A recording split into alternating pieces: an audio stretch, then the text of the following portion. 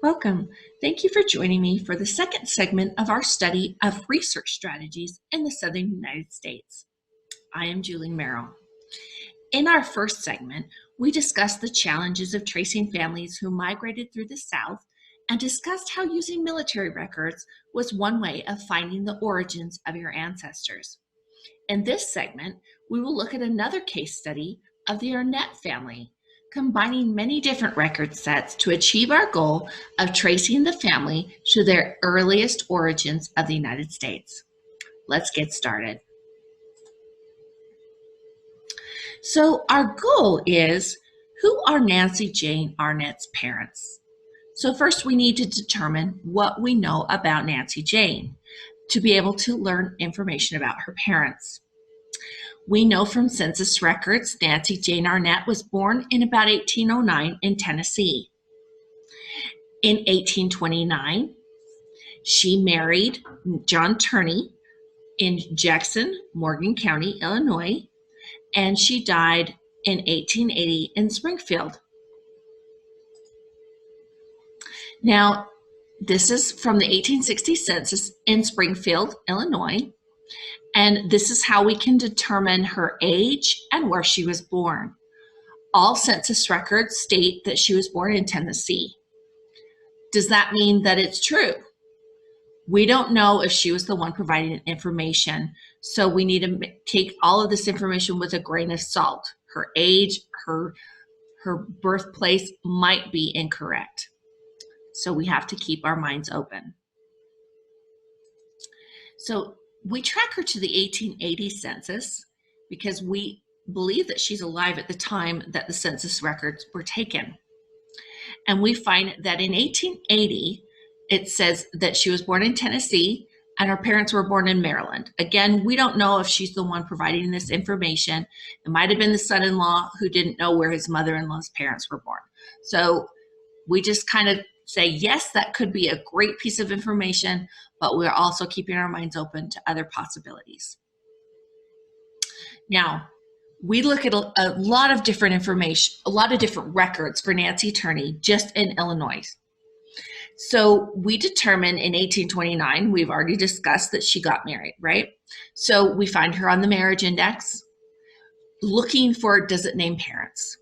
We look at the actual marriage record. It does not name parents, witnesses, bondsmen, anything that we could use to track our family. But we find a really great piece of information in the newspaper announcement about their marriage.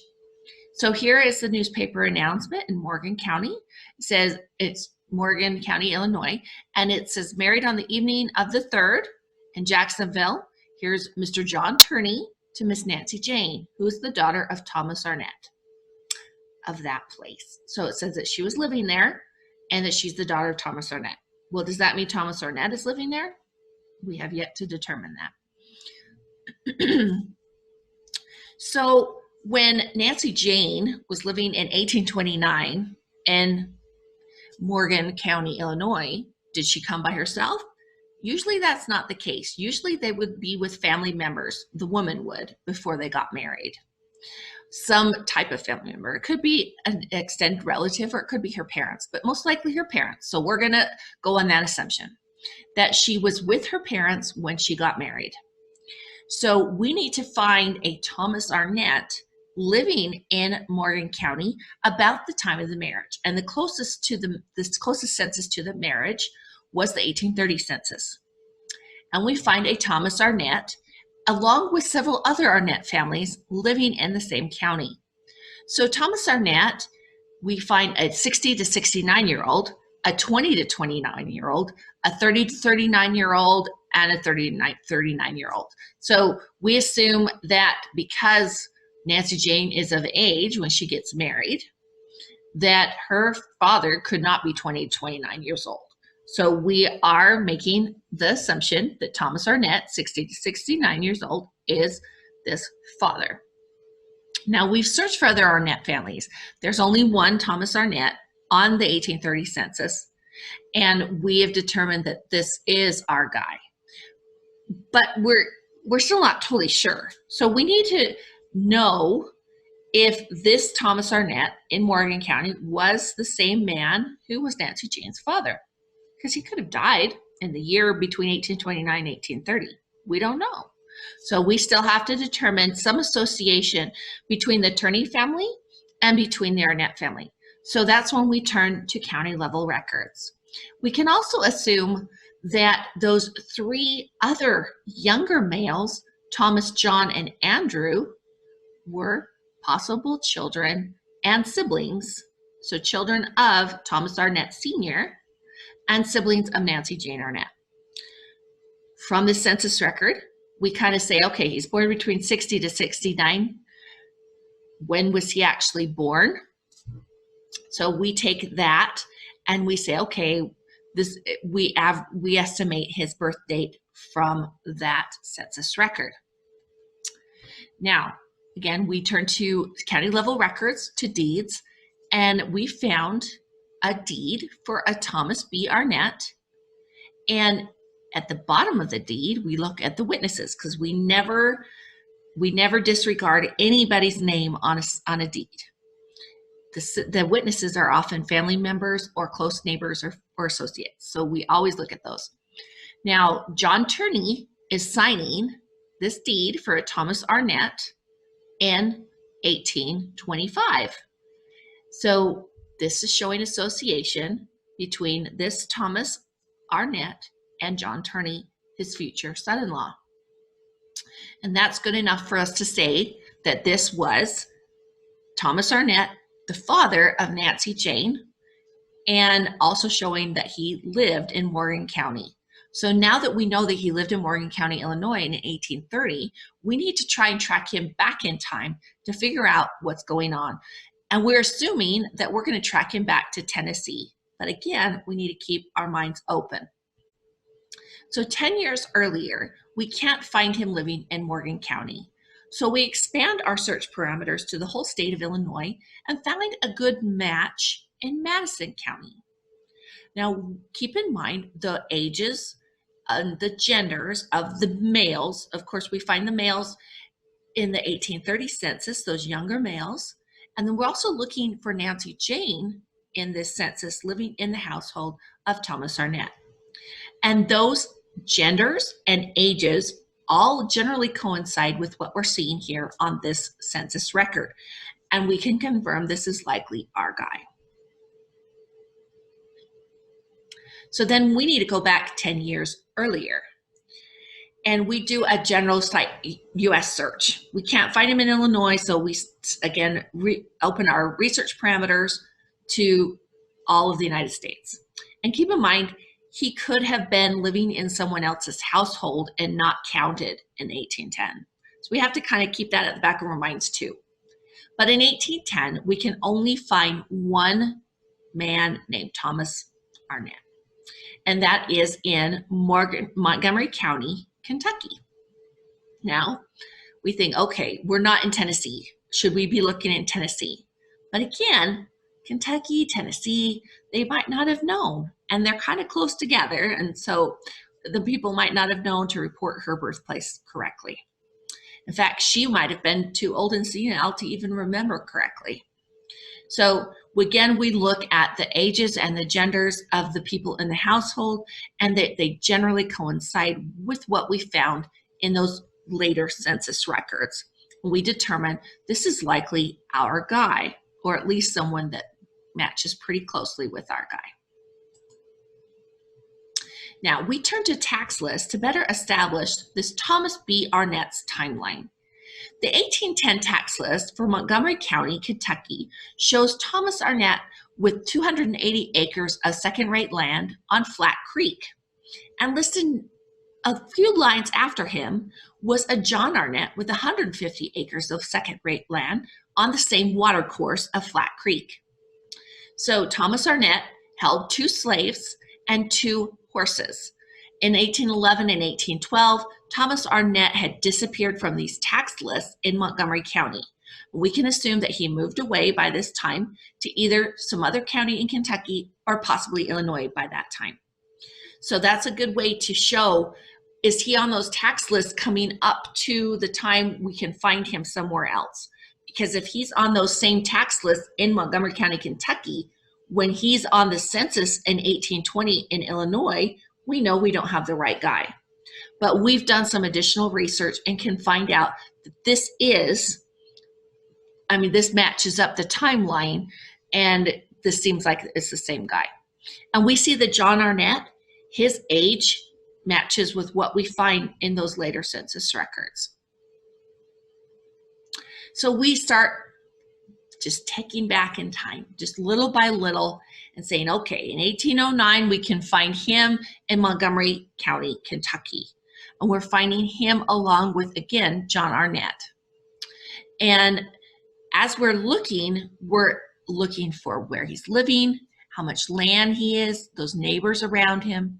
Keep in mind that this is a semi-alphabetical list, and so it's just all the A's that live in the county. So we also need to keep that in mind, that that doesn't necessarily mean they live next to each other, but that there are those same names showing up again and again, and we know that these are probably the same guys that moved to Illinois.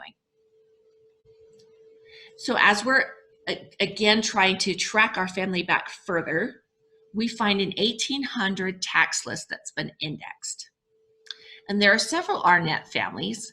We see the John Arnett from Montgomery County, where we just were, but we also see that there are several Arnetts from Clark County, and Clark County borders Montgomery County. So we say, okay, it's possible they lived kind of on the border, maybe were counted in the same, a different county in one record than the other county, or they could move just nearby. So we're going to also look at, here is a Thomas Arnett Sr. and a Thomas Arnett Jr. If we're looking at the age of our guy, who's maybe born 1765, 1770, our Thomas Arnett, he's around 30, 35 years old in 1800. So it's generally assumed he probably would be the junior, and there is a senior there. Now that doesn't automatically mean that they're father and son. It could be just two men of the same name and one's older. So keep that in mind as you're looking at these types of records. So we see this kind of just big group of Arnett families, and we think, okay, here's a Thomas Jr., Thomas Sr., a Samuel, and a John. And they all live in the same county. Maybe Thomas's dad and John and Samuel and Thomas Jr. are the children. So that's kind of our assumption as we move forward. Now, as we're looking at county level records, we need to be able to understand what is going on in the 1810 Kentucky rather than what is going on in the 1900s or even 20th, 21st century. Here is an 1810 map on the left, and in 1810, Clark and Montgomery counties are bordered by the Floyd County. You can see the initials FYD. This is just an example of one of the counties. That's 1810. So if we're looking for records in surrounding counties, we might look in Floyd County. If you're looking at a modern day map on the right, you might see that Floyd County is way over on the eastern border of Kentucky and 4 or 5 counties away in present day. We might never think to look at those records in that county for additional records or references to our people. With the clue from tax lists that Thomas Arnett Jr., born about 1765, 1770, may have had a father, Thomas Arnett Sr., we studied probate records in Clark County, Kentucky to find a will written by Thomas Arnett Sr., which we estimate was born around 1740. We can just say, okay, when was our junior born? 1765. We subtract 25 from that to say, okay, he's probably a young mid-20s guy when he's having kids and getting married. So that's how we come to the date of 1740. We don't have a birth date. You are not going to find a birth record. Don't even try in the South. Don't even try at this time frame. We just estimate what would be legitimate for a different generation. Okay. So we find a will written by Thomas Arnett Sr. and written in 1807 in Clark County, Kentucky. And in the will, Thomas names his wife, Sarah Ann, and their children, So Jacob is deaf. There's Thomas, John, Samuel, Nancy, Elizabeth, and Sally. And there are children of a son, Abijah, mentioned, so grandchildren. And they were mentioned likely because this Abijah had died prior to the will being written. So then we get this listing of some grandkids. So we even get a more extended family in this picture of this will. So we're going to keep that in mind. So now we have moved on. We have taken our guy from Illinois to Kentucky. Now we have gone on to the next generation, to this Thomas Arnett Sr., who was born in 1740. And we need to start establishing his family group, finding out his siblings, where did he come from, and what are his origins. We began with tax lists to track Thomas Arnett Sr.'s movements before the last tax list, before 1800. So in that last tax list, he's found in Clark County, Kentucky, again with sons John, Samuel, and Thomas Jr. Now Thomas Arnett, born about 1740, and his son Samuel Arnett appear on the tax books that were created in 1792. 1793 time frame. And remember that Clark County, Kentucky was created in 1792 from sections of Fayette and Bourbon counties. So all of those counties could be kept in mind to look for references to our people. But this is the earliest record we have of the Arnetts in this Clark County, 1793. So we know up until at least that time that they were living in Clark County as early as 1793. But they could have been there a lot earlier. But we okay, that's all we can find on Thomas Arnett in looking specifically for his name. So what do we do next? So deeds in Clark County hold many records of Arnett's buying or selling property. Now a deed was recorded in 1805. That's the earliest one we found for this Thomas Arnett Sr. But his sons are buying land as early as 1796. So to understand Thomas Arnett Sr. and his origins, many deeds from himself and his sons were studied to see if any mentioned residences outside of Clark County. In a deed recorded on the 12th of May, 1810, it states, Samuel Arnett of Clark County, Kentucky, the son of Thomas Arnett, deceased. So then we can kind of get a family picture. We know our Thomas Sr., the guy born in 1740, wrote a will in 1807. So he probably died around that time frame, and he was dead by 1810. So we can say this is likely the Samuel, and this is the son of Thomas, right? So this is the right family group. So it says that here he is. He's the son of Thomas Arnett, and he sold his land to Aaron Burson and John Duncan of Loudon County, Virginia. And it was land that was given to him in a will from another Samuel Arnett, bearing the date 18 December 1809.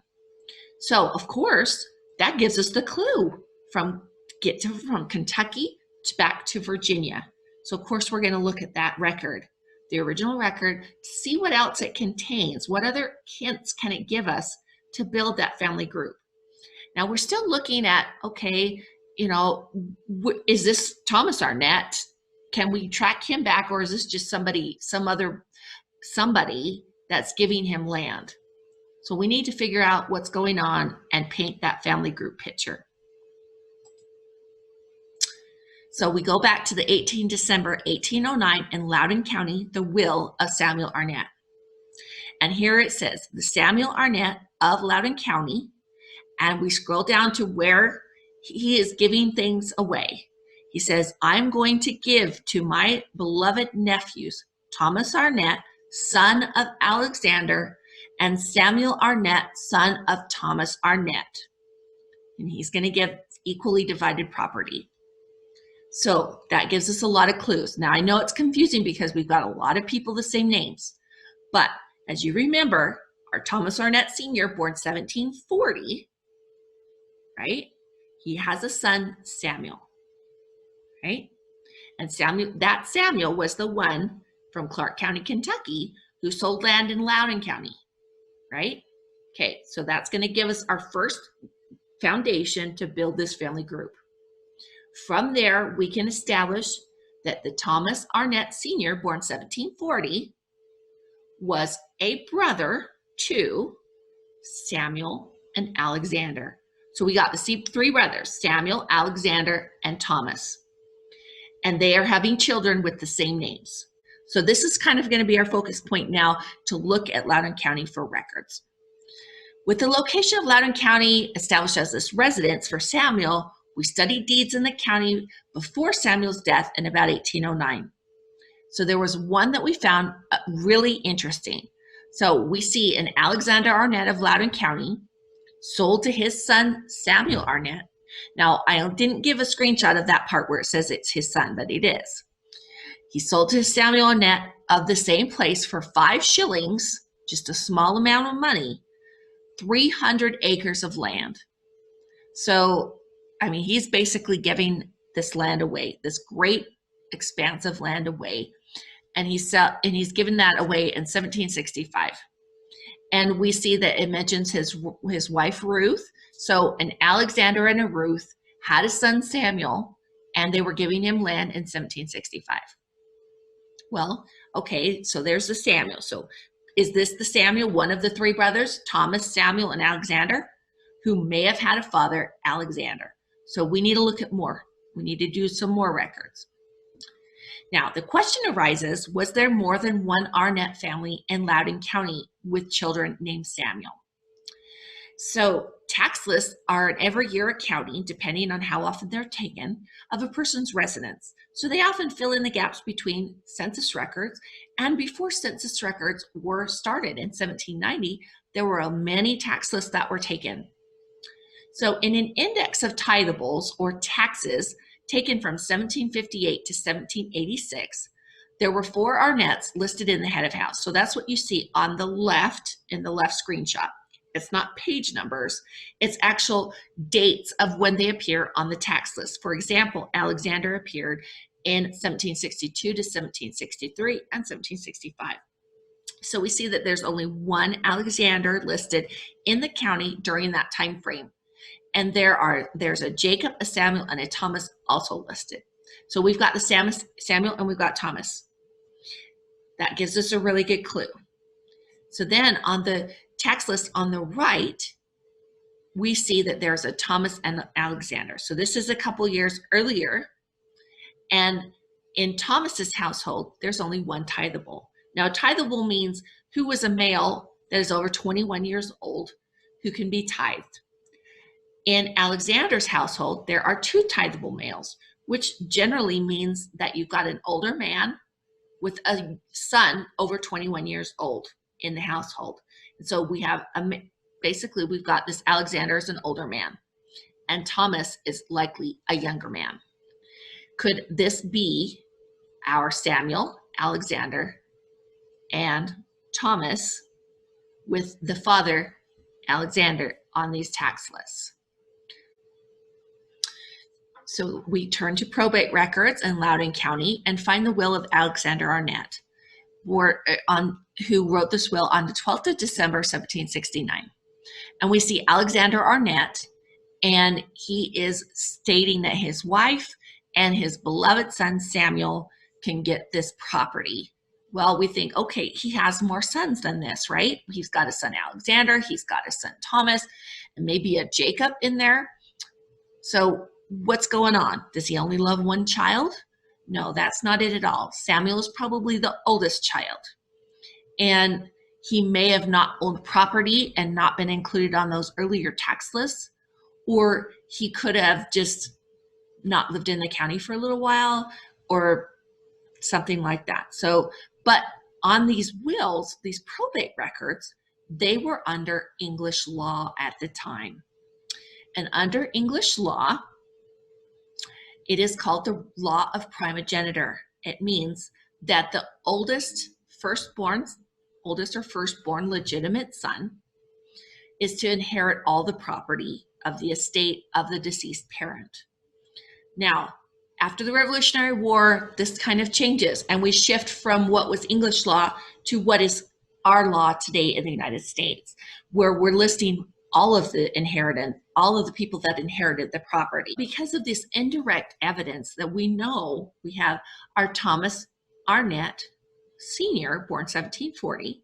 We've got Samuel and we've got Alexander. Those are all the sons.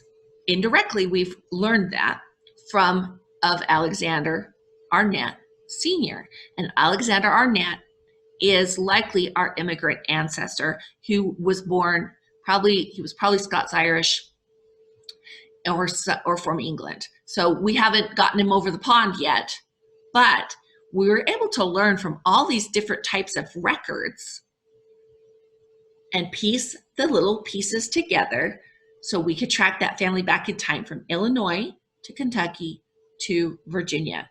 Now, if we were only to look at census records, we never would have been able to do that.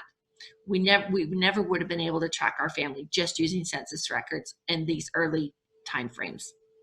So we used the different pieces of information available. We used tax lists, we used deeds, we used census records, we used anything we could find to be able to put together these family groups. So don't give up. Look at all these different types of records. Become familiar with them, and they will help you to find your family, because we don't want to ever leave those families behind, and we don't ever want to forget about them. We want to be able to track them, and just because they lived in the Southern United States doesn't mean we shouldn't go after them. And yes, you do have to look at more records, but as you start to learn about them, you get excited and you want to keep going. So don't give up. There's a lot more to learn, and I've given you some tools today to do so. So thank you for watching my presentation. For more great presentations, check out the RootsTech homepage. Thank you.